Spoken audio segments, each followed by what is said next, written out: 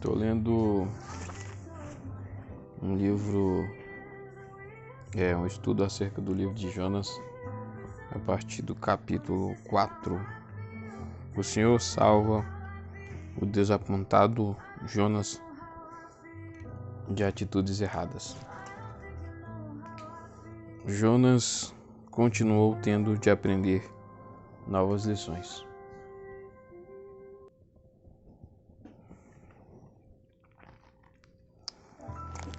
Isso porque havia se tornado obediente ao seu chamado. Jonas parece não ter entendido a sua própria aventura e já esqueceu a graça derramada generosamente sobre ele, e também parece inconsciente do fato de que ela deveria ser compartilhada com outros. Jonas agora se comporta como o servo que não perdoa, ou o irmão mais velho do filho pródigo. Isso não esgota o amor e a paciência de Deus. E ele novamente toma o seu servo rebelde pela mão. Aí perguntamos, por que a pomba se transforma em falcão quando se trata de Nínive? Ele sente essa indignação patriótica, porque senão os inimigos de Israel serão poupados e se tornarão a vara da ira de Deus. Isaías 10:5. Contra Israel, é significativo observar que um dos resultados da missão bem-sucedida de Jonas a Nínive é desfazer toda a bênção trazida sobre Israel por meio da profecia anterior de Jonas. As fronteiras ampliadas de Israel sob Jeroboão II serão perdidas para os assírios. Não é de admirar que Jonas esteja irado. Ele orou, assim como havia feito no peixe. Mesmo com as atitudes erradas, mantemos a forma exterior. Senhor, Jonas usa a palavra, mas questiona o direito de Deus ao senhorio. Ó Senhor Deus, eu não disse antes de deixar a minha terra que era isso mesmo que ias fazer? NTLH. Isso finalmente nos dá a razão da relutância inicial de Jonas, pois a pomba não queria sair para uma missão redentora de misericórdia, para poupar o inimigo mais perigoso de Israel. Eu sabia, em virtude de sua experiência pessoal de graça experimentada, apesar da sua desobediência, ele sabe que Deus é um Deus perdoador, que terá misericórdia do pecador. Tu és Deus misericordioso e compassivo, muito paciente e cheio de amor, e que prometes castigar, mas depois te arrependes. Jonas está citando os 13 atributos, Êxodos 34:6. Também citados por Joel 2:13. Ele bem pode tê-los memorizado quando criança, mas não queria aceitá-los. Versículo 3. Jonas pede para morrer. Será que ele está irado pelo constrangimento pessoal de ser obrigado a profetizar que tanto o Senhor quanto ele sabiam que não aconteceria? Assim aconteceria, né? Assim, fazendo-o parecer um tolo e, pior, um falso profeta. Deuteronômios 18:20-22. Para o profeta, até então popular e bem-sucedido, a perda da reputação é demais. Por que continuar vivendo? A sua atitude nos lembra Elias, 1 Reis 19:4. Ambos, evidentemente, tiveram de arriscar a vida por nada, enquanto os inimigos de Israel continuavam poderosos. Ambos parecem ter chegado próximo a um colapso nervoso. Nem sempre é fácil continuar a vontade geral de Deus de salvar, com a sua vontade particular de que Jonas fosse um profeta de destruição. Quando Deus escolheu Jonas, ele queria que o seu povo, a igreja, tivesse parte na salvação determinada para Nínive. Elul. Se Jonas aceita o chamado, se ele é verdadeiramente salvo, é para os outros. Precisamos estar permeados da convicção de que se a graça foi conferida a nós, é principalmente para os outros. O cristão não é somente a pessoa salva por Cristo, ele é a pessoa que Deus usa para a salvação de outros por meio de Cristo. Versículo 4. É mais fácil arrepender-se de pecados declarados e abertos que os ninivitas cometeram do que se arrepender de um ressentimento no coração, como Jonas precisa fazer. A melhor forma de tratar essas pessoas é com uma suavidade sarcástica, um pouco de humor, um empurrãozinho, deixá-las expostas aos elementos da natureza e pegá-las de surpresa nos seus próprios preconceitos declarados.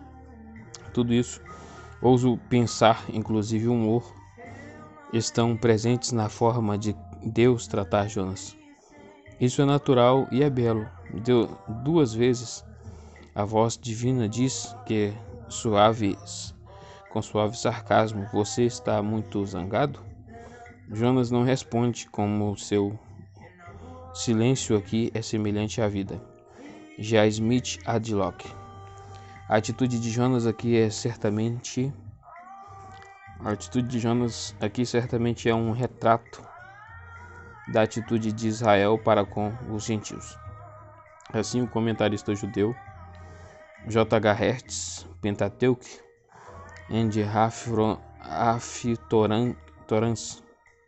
Aftoras, Sonsino, 1968, escreve: tampouco pode ser apenas a lição de que os gentios também são criaturas de Deus e dignos de perdão se sinceramente se arrependerem.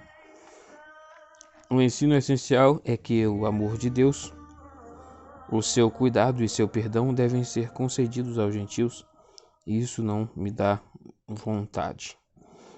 Isso não de má vontade.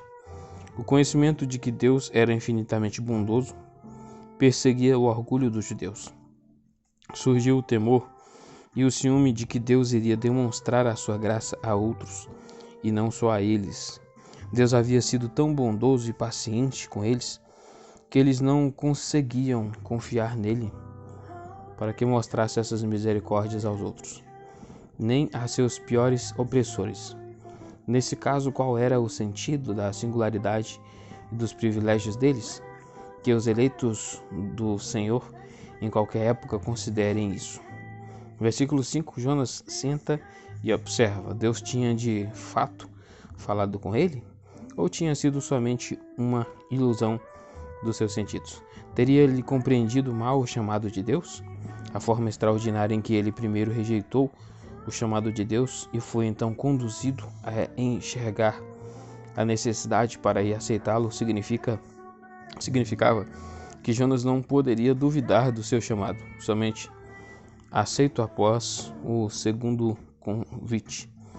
Então ele ainda espera que Nínive seja destruída com fogo e seus habitantes sejam grelhados? Pergunta, né? Teria ele compreendido mal a misericórdia de Deus? Versículo 6. O Senhor Deus, essa expressão composta Yahvé Elohim é uma característica de Gênesis 2 e 3, possivelmente relevante para a provisão miraculosa da planta que lhe deu abrigo. Em geral, o Senhor é usado num contexto israelita em que Jonas está envolvido, e Deus no contexto dos marinheiros pagãos e dos ninivitas. Embora esse padrão seja deixado de lado depois deste versículo, e Elohim trata com Jonas nos versículos 7 a 9, uma planta, a ARC e ACF, a boboreira, talvez o mamoneiro com folhas em forma de palma da mão e notável pelo seu crescimento rápido. Em países tropicais, plantas como o bambu normalmente brotam rapidamente, e não precisamos pensar necessariamente nesse suprimento como miraculoso, mas como providencial. Versículo 7, uma lagarta, tudo a não ser Jonas, obedece à ordem direta de Deus. Até uma peste de inseto. Versículo 8, um vento oriental muito quente. E o siroco, Jeremias 18, 17, Oséias 13, 15. Um vento seco, sufocante, quente e poeirento, vindo do deserto, agravando o desconforto da vigília de Jonas. O fato de o Senhor preparar a planta, a lagarta e o vento para abençoar Jonas num dia e arruiná-lo no outro, certamente é uma demonstração de sua soberania na sua forma de lidar com as nações, como Israel e Nínive.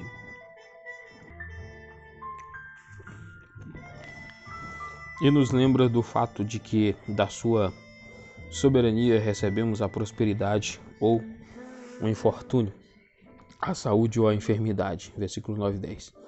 Tanto a planta quanto os ninivitas eram obra das mãos de Deus, e ele se importa com o que criou. Versículo 11. Não deveria eu ter pena? Essa é a grande questão, pois Jonas está indignado porque Deus concedeu o perdão aos inimigos arrependidos de Israel. 120.000 pessoas que não sabem nem distinguir a mão direita da esquerda. Uma expressão singular, e assim não temos base bíblica para decidir se estavam incluídas as crianças que não alcançaram ainda a idade da prestação de contas, ou que era mais provavelmente toda a população ignorante. Cálculos baseados em dimensões de uma cidade assíria comparável, Nimrod em 879 a.C., com uma população de 69.674 pessoas, mas consistindo geograficamente em somente a metade do tamanho NBD, sugere que é mais provável que esse número seja o de toda a população. Muitos rebanhos é totalmente apropriado que num livro em que um monstro marinho, uma lagarta e uma planta, como também os elementos da natureza, obedecem à vontade de Deus, ele também tem a misericórdia de animais irracionais. Assim Deus tem compaixão e adia o juízo sobre Nínive por causa do seu povo ignorante dos animais. O juízo final sobre Nínive foi declarado por Naum e cumprido em 612 a.C., porque Deus poupou Nínive e permitiu que se tornasse mais tarde a vara da sua ira. Isaías 10:5. Contra Israel, Israel precisava saber que Deus era Senhor da Assíria também. Isso não significava que não era soberano. Deus é soberano para fazer tanto juízo quanto misericórdia sobre quem Ele quiser. E aqui termina então o estudo acerca do livro de Jonas.